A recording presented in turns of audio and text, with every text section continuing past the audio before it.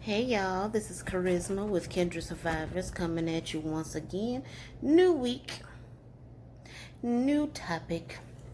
Today I will be talking about um, how I felt that religion never quite prepared me for narcissists. Um, as a young girl growing up in church and everything, um, I never quite realized or even knew what a narcissist is. Um, and the crazy thing is, as I ran into narcissism, as I dealt with different subjects on narcissism, I realized church did kind of talk about narcissism in a way. Like, they talked about having what they call a reprobate mind,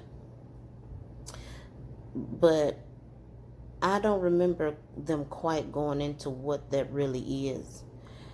Like, I expected someone with reprobate mind to, run out of some weird cave, and I expected to be able to know that they was crazy because they were gonna always act crazy, and they was gonna sound stupid. I guess I expected like Donnie off Wild Thornberries or something. I don't know, but anyway, as I got older, I realized it never quite prepared me for somebody that they look human.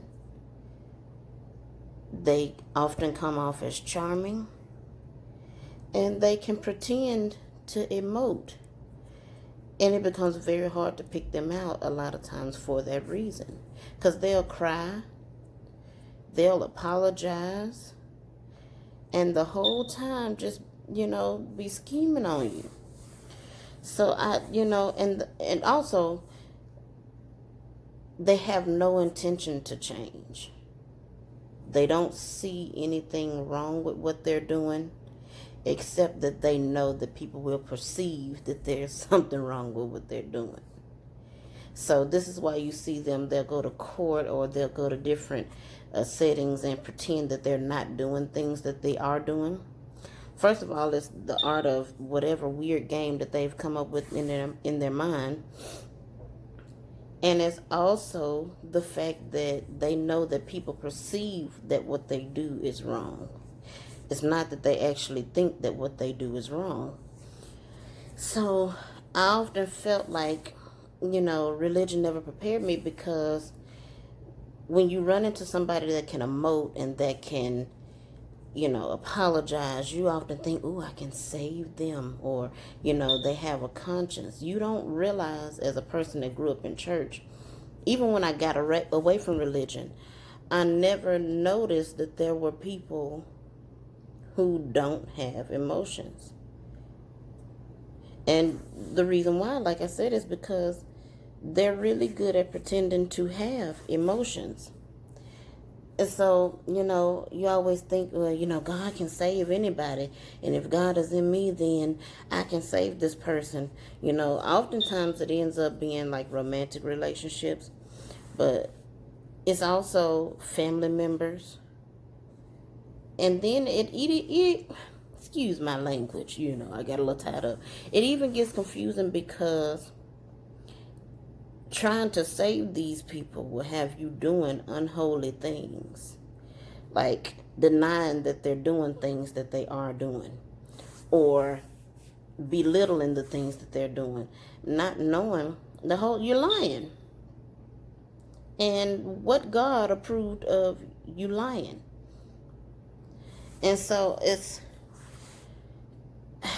I've also seen religion keep people in narcissistic. I won't say narcissistic. I'll say I've seen religion keep people in abusive relationships.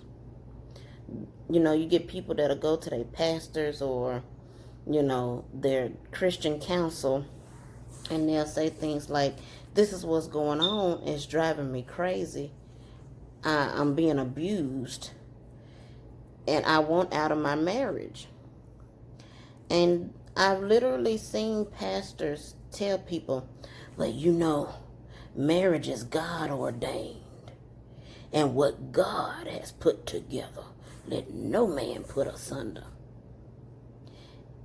And it's like, you do realize that the man or female that I'm with is the one asundering, right? You do realize that. But anyway, it's like, no one even thinks to ask, well, what if God didn't put it together? Hopefully this frees somebody.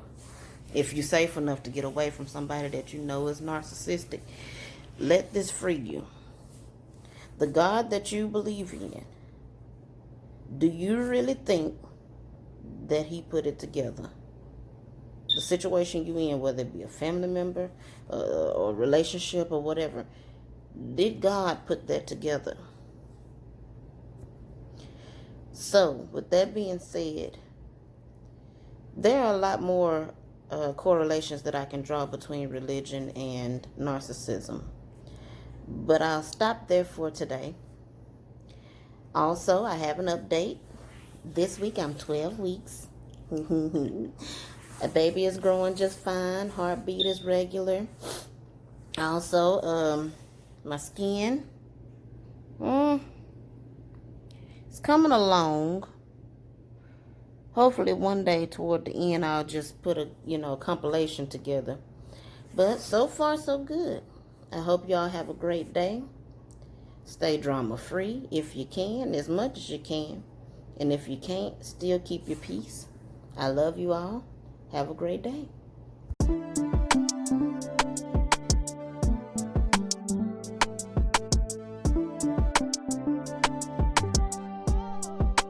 Kindred survivor.